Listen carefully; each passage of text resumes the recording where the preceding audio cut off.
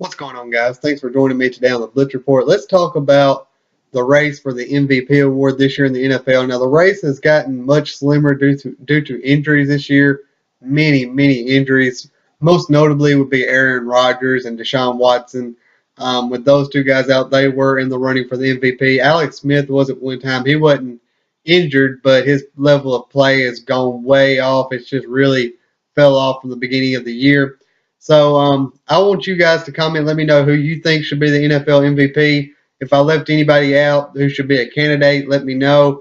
And explain why you think so-and-so should get it over so-and-so. So I really want a response from this video. So leave it in the comment section below. So let's go ahead and jump into it.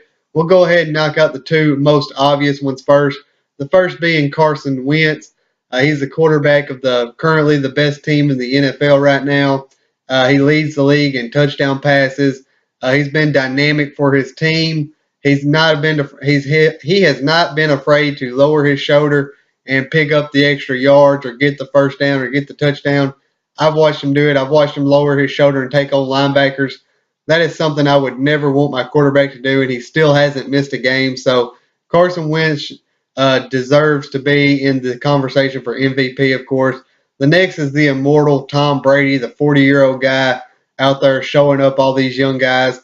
He leads the league in passing yards with over 3,100 headed into today's game. He also has 169 passing attempts without a interception headed into today's game. So Tom Brady definitely deserves it.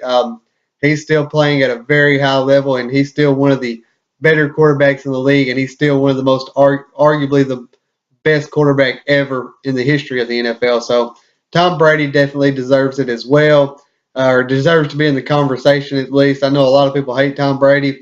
I don't hate him. I don't like him. I'm kind of non-biased on the Tom Brady fact. So I'm just saying that he deserves to be in the conversation. Now, whether he is going to win it is a whole nother story, but he really carried his defense to start the beginning of this season, and he doesn't really have a run game to lean on either. So Tom Brady really carries that New England Patriots team along with Bill Belichick. Now some that are not so obvious. Another quarterback, Russell Wilson. And this is another guy who has really carried his team this year. He doesn't have an offensive line. He's getting hit or hurried every play if he's not getting sacked. He's having to use his legs to extend plays. And he's keeping his team in the hunt for the playoffs. And I really think it's between the Seahawks and the Falcons to get that final wild card spot, along with the Lions could sneak in there. But I think it's really going to come down to the Seahawks and the Falcons. So Russell Wilson, he's really been keeping his team in it. He's been almost a one-man show. Jimmy Graham's been helping him. His defense is not bad, but it's not the level. They're not at the level of play that they have been in the past when the Seahawks have gotten to Super Bowls and won Super Bowls, what Russell Wilson is used to. So Russell Wilson has really been stepping up and leading his team this year. After Russell Wilson, we have Aaron Donald.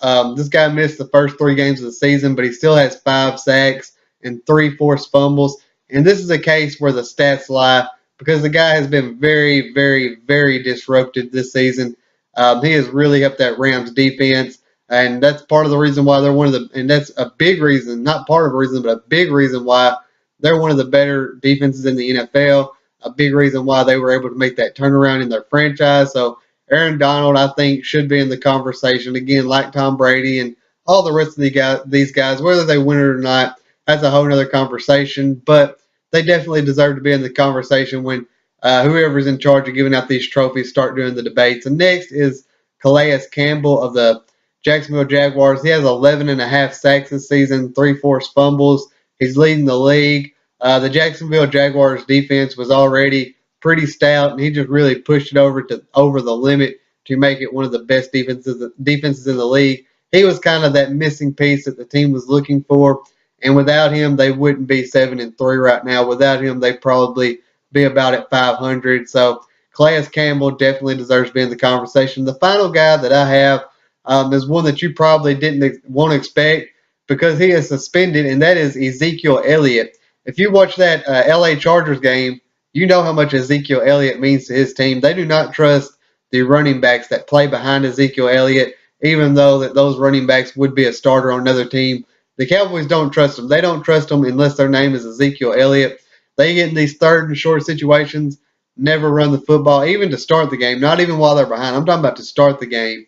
They have no run game, or they don't trust their run game, and Dak's level of play goes way, way, way down. So um, Ezekiel Elliott, even though he's suspended, he deserves to be in the conversation just because without him, you see how much his team is suffering. So those are my guys.